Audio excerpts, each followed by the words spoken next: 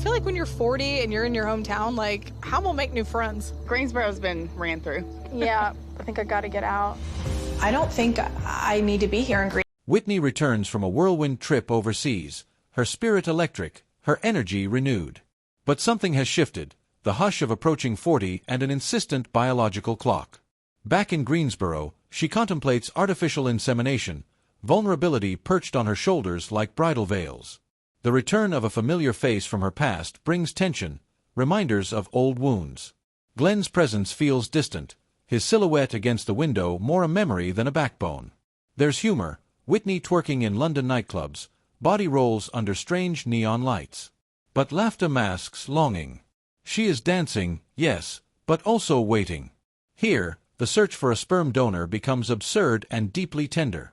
Whitney narrows her list to 3 candidates, only for Jessica and Isaiah to enter the process with a mischievous sparkle, adding pics like shoppers at a bizarre fertility bazaar.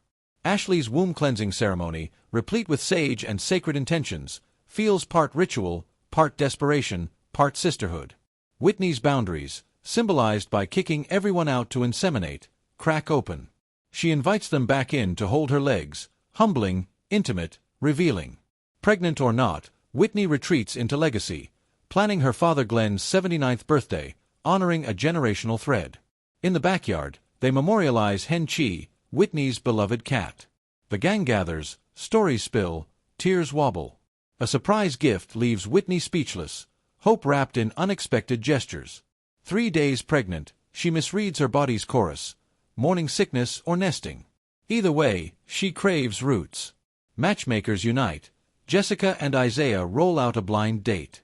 Whitney laughs, clutching her cocktail, for now a spectator of romance. Buddy shares news, ripples in friendship.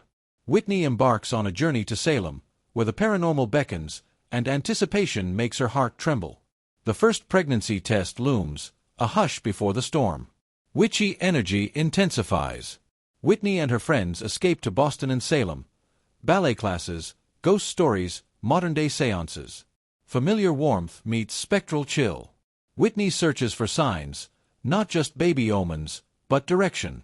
Dancing in moonlit churchyards, kneeling before candles, she whispers dreams into air heavy with spirits. Salem's witch capital wraps Whitney in its spell.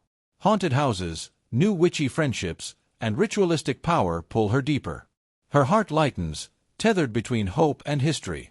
But somewhere beneath the laughter, dissonance brews. Tal and Buddy's feud stings the edges of magic. Back on familiar soil, Whitney attempts to channel her newfound wisdom. She builds an altar, prayer, manifestation, and candles, planting seeds for a baby and for clarity, calling on Salem's magic even in Greensboro.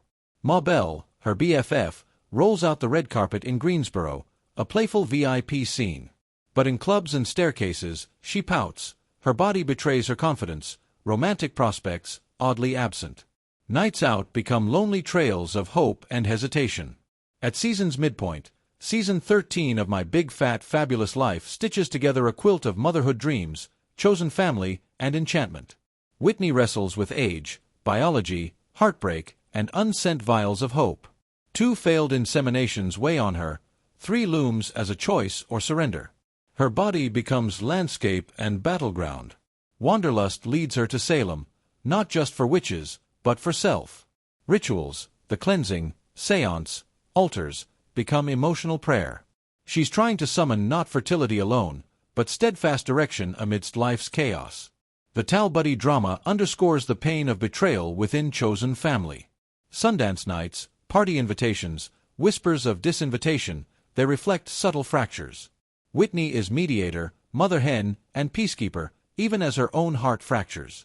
Dance, travel, magic, all expressions of her yearning for motion, internal and external. But there's friction, her body's resistance in social spaces, the blind date uncertainties, her emotions in community.